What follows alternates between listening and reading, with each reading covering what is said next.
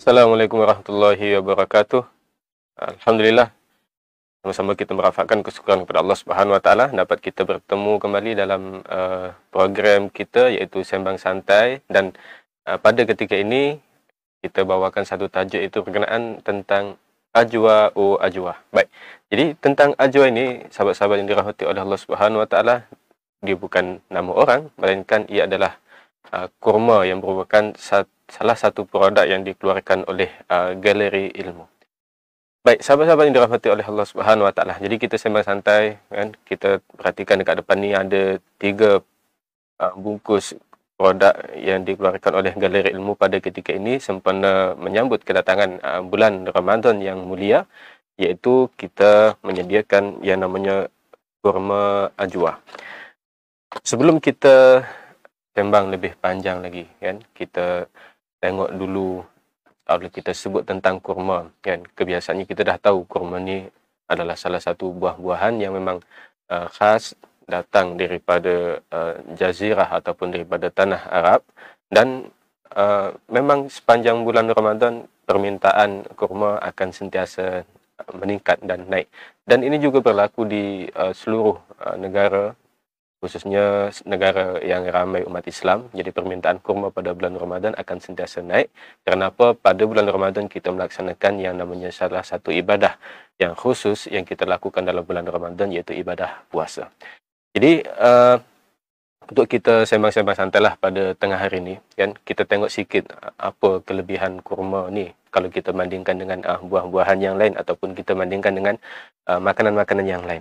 Jadi kita perhatikan apabila kita sebut tentang kurma, yang namanya kurma ini adalah salah satu buah-buahan yang batangnya ataupun pohon bagi buah tersebut disebut sebagai nakhlun.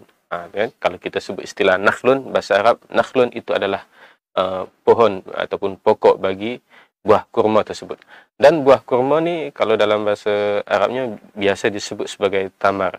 Itu kalau dah masak ataupun dah matanglah, maksudnya buah kurma tersebut disebut sebagai tamar.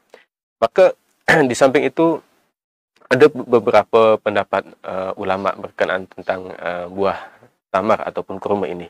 Salah satunya disebutkan oleh Imam An-Nawawi ketika mana beliau mensyarahkan salah satu hadis di dalam kitab Al-Minhaj Syarah Sahih Muslim.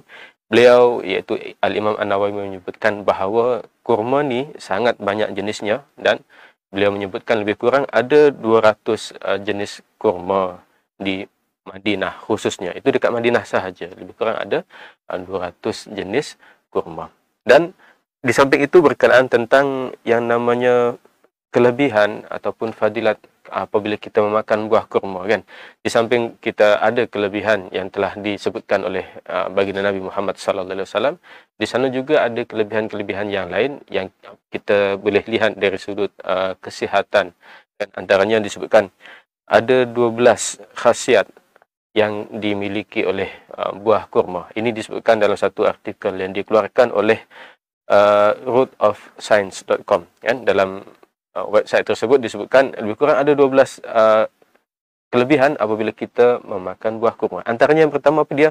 Iaitu menjadi sumber tenaga yang sangat bagus dan cepat. Okey, jadi ini kurma ni dia membekalkan dalam setiap hidangan buah kurma, kalau kita perhatikan dekat sini, membekalkan lebih kurang 53 gram kan untuk setiap hidangan buah kurma, ataupun kalau kita kira berdasarkan berat, setiap 100 gram kurma yang kita makan, dia membekalkan tenaga kepada kita sebanyak 313 kilokalori.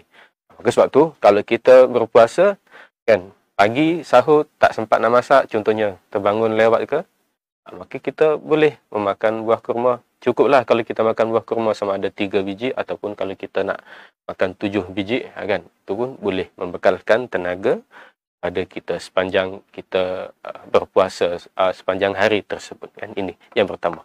Kemudian yang keduanya iaitu memudahkan proses bersalin. Ini pun salah satu tips yang bagi sahabat-sahabat ataupun apa nama ni, kawan-kawan yang ada isteri, ataupun kalau memang sekarang sedang hamil ataupun sedang mengandung kan, maka kita boleh memakan buah kurma bermula daripada minggu ke-30 dan ke atas.